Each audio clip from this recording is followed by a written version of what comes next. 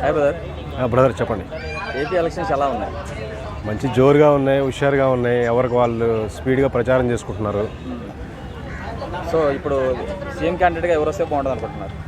జగన్మోహన్ రెడ్డి వస్తేనే బాగుంటుంది. అది జనాలందరి అభిప్రాయం, నా అభిప్రాయం కూడా అదే. ఎందుకంటే సర్వీస్ చేశాడు, చాలా సేవా కార్యక్రమాలు చేశాడు, అలాగే చెప్పినవన్నీ కూడా చేశాడు కాబట్టి మళ్ళీ ఆయన వస్తేనే బాగుంటుంది. అంటే చెప్పినవన్నీ అంటే ఏం చేశాడు? ఆయన చెప్పిన పథకాలు ఏదైతే హామీలు ఇచ్చాడో హామీలన్నీ చేశాడు కదా. మద్యపాన నిషేధం చేయలేదు కదా. మద్యపాన నిషేధం అనేది అది 100% చేయలేదు, కానీ చాలా వరకు చేశాడు. అంటే ఏ విధంగా చేశాడు? బెల్ట్ షాపులు ఉన్నాయి గతంలో, అవన్నీ తీసేశాడు. మండలాలకు సంబంధించి అక్కడక్కడ మాత్రమే పెట్టాడు. ఇదివరకు ఏంటంటే ప్రతి ఊర్లో కూడా విచ్చలవిడిగా ఉండేది మందు కానీ షాపులు కానీ. ఇప్పుడు అవి తీసేసి చాలా వరకు తగ్గించాడు. రోడ్ల వ్యవస్థ అసలు బాగోలేదు, వాణిజ్య పరంగా చూసుకున్న బాగోలేదు, కంపెనీల పరంగా ఏమీ రాలేదు. చాలా వరకు వైఎస్ఆర్సీపీ గవర్నమెంట్ ఫెయిల్ అయిందని చెప్పేసి అంటున్నారు ప్రజలు. ఎవరు ఫెయిల్? ప్రజలు ఎవరు అవట్లా. ప్రజలు ఎవరు కూడా గవర్నమెంట్ ఫెయిల్ అయింది అనట్లా. కొంతమంది మాత్రం అది పోయింది, ఇది పోయింది, అలా ఉంది, ఇలా ఉందని. ఒక సామాన్య మానవుడికి ఏమి కావాలో అవన్నీ కూడా ఈ ప్రభుత్వం ద్వారా అందుతున్నాయి.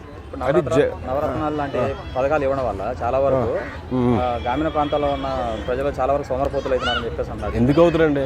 ఇప్పుడు ఒక 60 సంవత్సరాల అతనికి ఒక 2,000 నుంచి 3,000 రూపాయలు పెన్షన్ ఇవ్వడం వల్ల సోమరిపోతుడు ఎందుకు అవుతాడు? ఎవరికి ఇస్తున్నారు పెన్షన్? ఎవరికి ఇస్తున్నారు?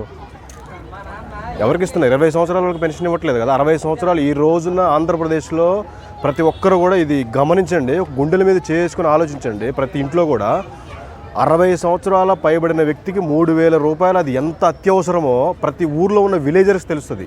ఇప్పుడు 1,00,000 రూపాయలు శాలరీ తీసుకునే వాడికి 3,000 రూపాయల వాల్యూ తెలియకపోవచ్చు, కానీ గ్రామీణ ప్రాంతంలో మారుమూల విలేజ్లో ఉన్న అతనికి 60 సంవత్సరాల పైబడిన అతనికి 3,000 రూపాయలు చాలా చాలా అవసరం. ఈ రోజున ఈ 3,000 రూపాయలు చూసే చాలామంది వాళ్ళ కోడలు కానీ కూతురు కానీ భోజనం పెడుతున్నారు. లిటరల్గా చాలా నిజం ఇది, ప్రాక్టికల్గా. అయితే ఇప్పుడు ఇది మొత్తం పింఛన్లు మొత్తం ఆఫ్ చేసేసి సచివాలయానికి వచ్చేసి పింఛన్లు తీసుకోవాలని చెప్పేసి జరుగుతుందని చెప్పేసి అంటారు. దీనిపైన ఎంతవరకు నిజం? ఎవరు జగన్మోహన్ రెడ్డి చక్కగా వాలంటీర్ల ద్వారా కరెక్ట్గా 1వ తారీఖు మాత్రం మార్నింగ్ 6 గంటల నుంచి 7 గంటల లోపే పెన్షన్ ఇస్తున్నారు.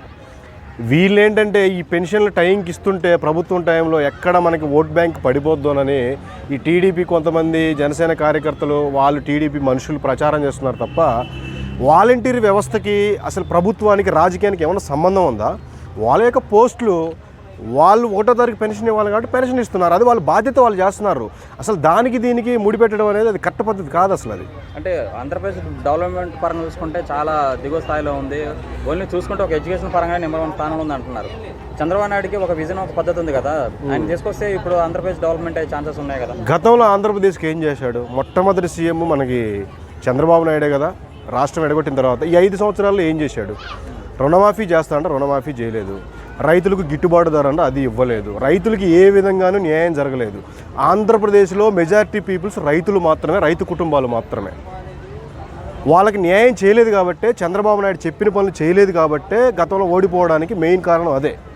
జగన్మోహన్ రెడ్డి గెలిపించడానికి కారణం ఏంటంటే నమ్మకం, ఇతను చేస్తారని. ఇప్పుడు సెకండ్ టైం అతను చేశాడు కాబట్టి నెక్స్ట్ టైం కూడా అతనికి ఇవ్వడానికి అవకాశం ఉంది.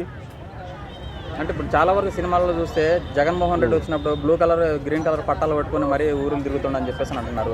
పక్కన దాన్ని కూడా హెలికాప్టర్లు వేసుకొని తిరుగుతుండని చెప్పేసి అంటున్నారు. ప్రజల సమస్యలు అసలే పట్టించుకోవట్లేదు. దీనిపైన ఎవరండి?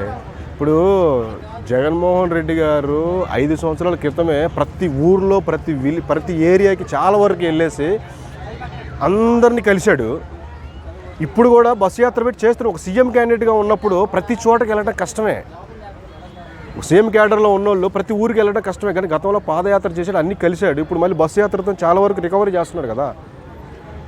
పోయినసారి సేమ్ ఇదే ఎలక్షన్ టైంలో కోడికత్తితోటి నాటకం ఆడాడు, అతను తీసుకొచ్చేసి పక్కనే పెట్టుకోండి అని చెప్పేసి అంటున్నారు. ఎవడండి కోడికత్తితో నాటకం ఆడేది?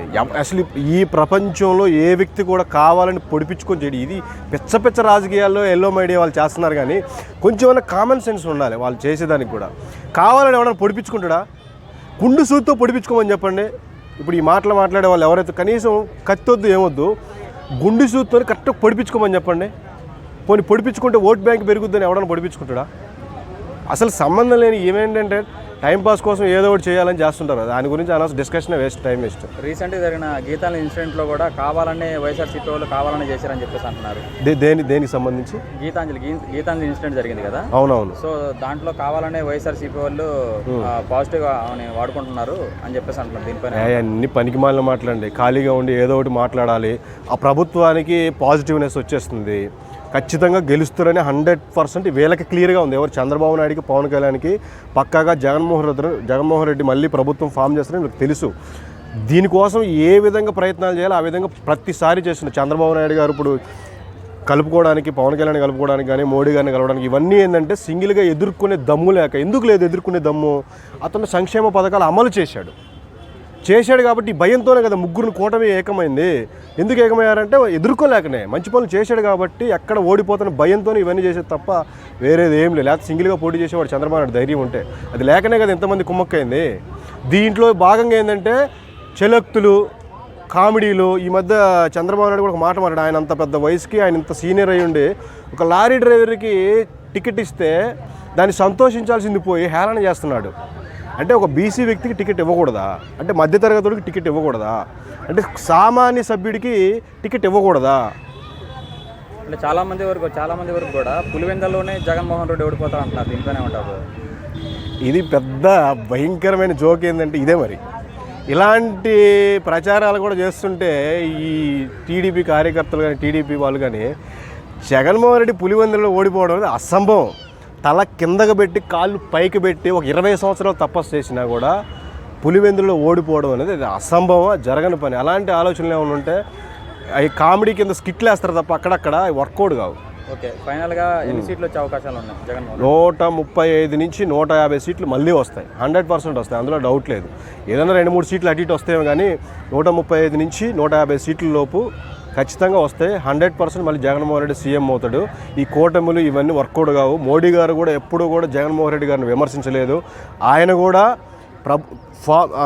ఏంటి న్యూట్రల్గా ఉన్నాడు. ఆయన చంద్రబాబు నాయుడు నమ్మకపోవడం వలన వైసీపీ సపోర్టు ఈ కూటమిలాగా కుమ్మక్కవడానికి వైసీపీ ఒప్పుకోలేదు కాబట్టి మోడీ గారు ఇప్పుడు మన చంద్రబాబు నాయుడుతో టైఅప్ అయ్యాడు. టైఅప్ ఎలా అయిందంటే ఆయనకంటూ కేడర్ సంపాదించుకోవాలి, ఆయన పార్టీ నిలుపుకోవాలనే ఉద్దేశంతో ఎమ్మెల్యేలను కానీ ఎంపీలను కానీ వాళ్ళ పార్టీ తరపున నిలబెట్టాడు.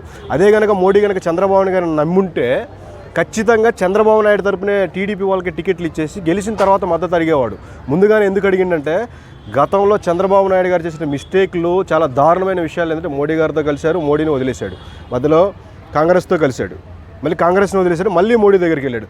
రేపు జగన్మోహన్ రెడ్డితో కలిసిన ఆశ్చర్యం ఏం లేదు. పదవి కోసం ఏదైనా చేస్తాడు. అలాంటి వ్యక్తుల్ని మనము బేస్ చేసుకొని ప్రభుత్వం ఫామ్ చేస్తుంది. ఫామ్ చేసినా కూడా వీళ్ళు ఎంతవరకు నిలబడతారో, ఈ పవన్ కళ్యాణ్ వీళ్ళ పొత్తులు టికెట్ల దగ్గరే పొత్తులు కుదరలేదు. గెలిచిన తర్వాత ఎవడు మంత్రి పదవి అడుగుతాడు, ఎవడేమడుగుతాడు అని జనాల్లో కూడా ఈ ఆందోళన ఉంది.